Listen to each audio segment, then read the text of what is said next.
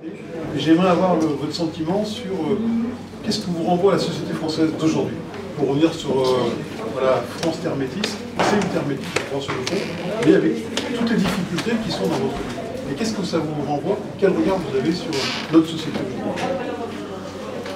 Moi je pense que la France refuse d'être ce qu'elle est en fait, tout simplement, hein, c'est tout. C'est-à-dire qu'effectivement il suffit de se promener, alors évidemment dans les grandes métropoles comme Paris, Lyon, Marseille, etc., Toulouse, c'est évident que la France est complètement mélangée, mais même, moi je vais souvent en vacances dans le sud-ouest, dans la région d'origine de ma grand-mère, et même là, même dans les petits bleds, on se rend compte, ruraux, etc., que c'est fini, la France elle a cessé d'être uniquement blanche et chrétienne, mais il y a ce truc de...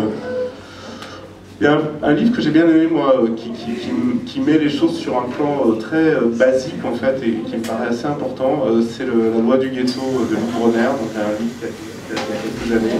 Louis Bronner, qui est devenu rédacteur en chef au Monde maintenant, qui couvrait la banlieue pour le Monde.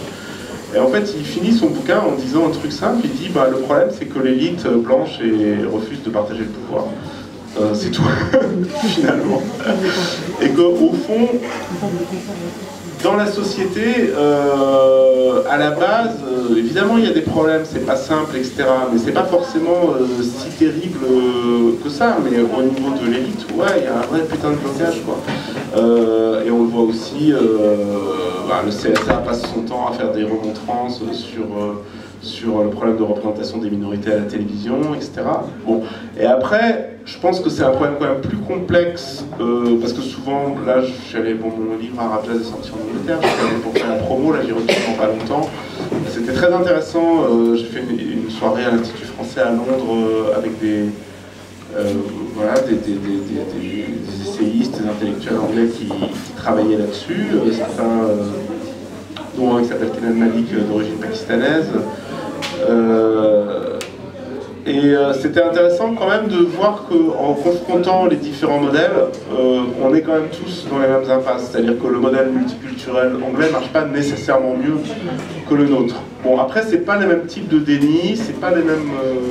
en France, on a quand même ce gros blocage sur la guerre d'Algérie qui fait qu'il y a un truc quand même qui passe pas, bon, qui est aussi pour du clientélisme, parce que finalement, on a quand même 4 catégories de gens qui sont venus d'Algérie pendant la guerre ou après, qui sont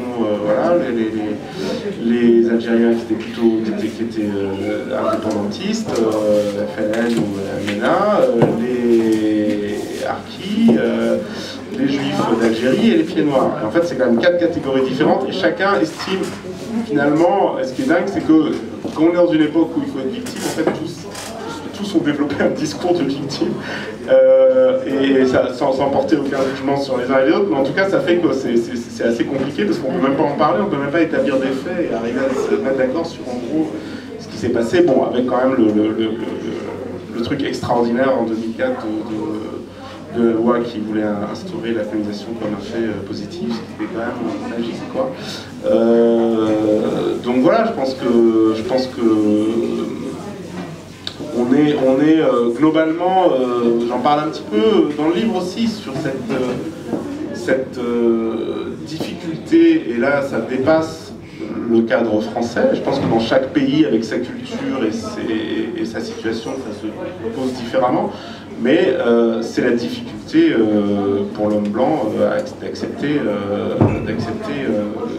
la fin du privilège par nature. Et quand je dis l'homme blanc, ça inclut aussi la question de genre d'ailleurs. Et c'est intéressant quand on voit les différentes personnes qu'on voit passer très souvent à la télé avec les discours les plus réactionnaires, ils sont souvent ils ont des discours violents finalement, et contre les minorités ethniques ou religieuses, et contre les femmes. En fait, ça marche quand même ensemble. Bon, il y en a quelques-uns qui essayent de promouvoir une sorte de féminisme comme ça, et qui disent que bon, c'est juste les Noirs et les Arabes qui en veulent aux femmes, en gros.